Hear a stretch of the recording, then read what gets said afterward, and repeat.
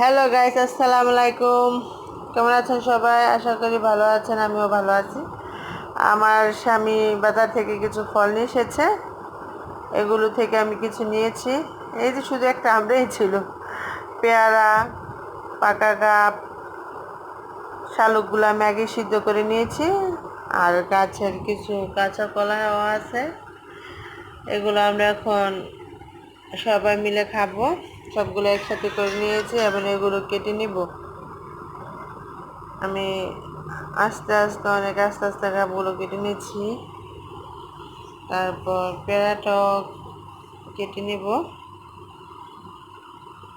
আমরা সবাই এখানে বসে আছি, সব একসাথে করা হলো। আমি, আমার ছেলে, মেয়ে। সাবির আমার মেয়ে বলছে আমি একটি কাঁচা পেঁপে, সরি কাঁচা কলা খাবে। আর এগুলো নিয়ে আমরা বসলাম, খাচ্ছি। সাবির খাচ্ছে, সিমরান খাচ্ছে, আমি খাচ্ছি, আমার শাশুড়ি খাচ্ছে। আমার শাশুড়ি মা বলছে আমাকে, তুমি পুরান জামা পইরা বলো করে কেন, নতুন জামা পরতে পারো না?